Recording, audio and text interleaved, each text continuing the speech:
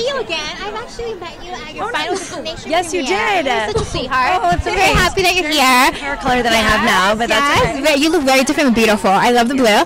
Talk to me about this event. You're the celebrity ambassador of Team True Beauty. I mean, that's pretty big. Great call. Yeah, well, it started off with just an interview with Miriam, and she had called me and was like, would you talk to me about what True Beauty means to you? And it kind of evolved into me sharing my story. And then I got the honor, I guess, back in January to be the ambassador. And I thought that was an incredible honor because it's a cause that I feel so strongly. And I call it a movement because I feel like that's what it is. I feel like it's a movement that is going to far exceed just this generation. And I'm hoping that it's something that can change, and it's not just about our gender either. It's not just for women. I feel like guys struggle with it, and I feel like older women struggle with it.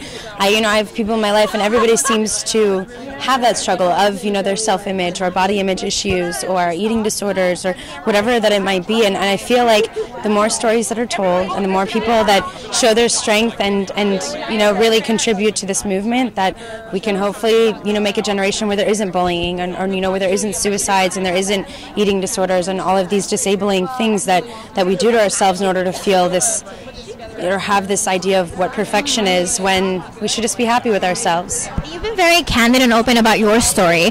From what you know now as a young woman, what do you wish that that 15-year-old of yourself would know back then?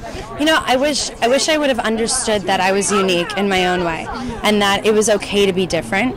And that it was okay and I was never alone because everybody around me felt those same things on different levels. And, as much as I had a support system, some days it didn't matter. Some days I was just going to feel alone and I was just going to struggle.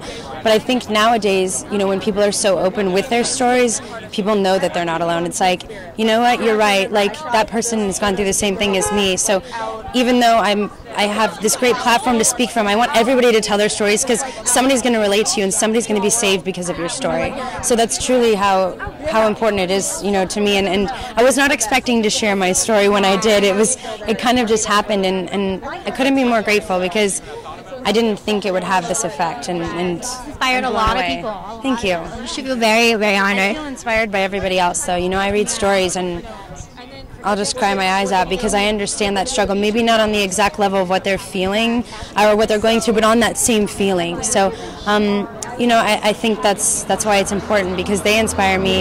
If I inspire them, they're going to inspire somebody else as well.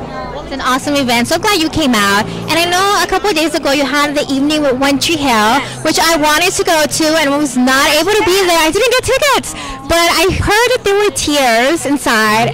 Very emotional. Last season makes me very sad. What were those last days like? I mean, shooting your last few scenes. Yeah. It's weird. I feel like I'm going to keep reliving the goodbyes for a while and finding closure in small moments with people. But it was very bittersweet. It was a kind of a bittersweet season because we knew we were making incredible television. It's one of the best seasons ever, and Mark's even said it's his favorite.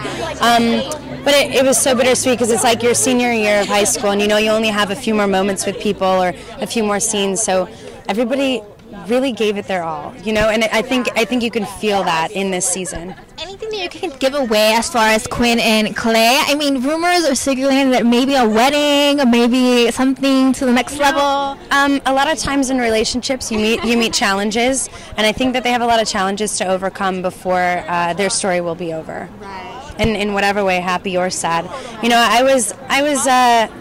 I was pleasantly surprised. I wasn't sure if I was okay, and now I feel really settled and really happy with how it ended. So. And I think that because of the fate of the show, not knowing if it's going to come back, the last couple of seasons, the finale episode have been amazing. Every time I've been brought to tears. How has Mark topped that? I mean, I can't see how it will end completely. It's funny because I felt that same way, how are we ever going to top anything we ever did before? But honestly, you're given 8 seasons of characters that you've already, you have all these personalities and all these things you've gone through, and he could do anything with them. He could have put us all on an island. We could have done another Lost. We could have done Glee. We could have, we could have done all these things. Instead, he came up with an original, 13 episodes they're dark and they're really suspenseful, and it's unlike anything I know of Tree Hill, but yet there's still that Tree Hill message and string throughout. So I think it's going to be a pleasant surprise for fans. And what do you want to tell the fans out there who have been following the show last season? What do you want them to know?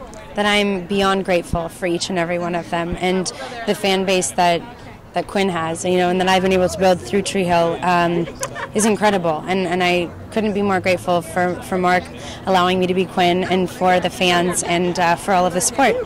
Keep sporting. Yeah.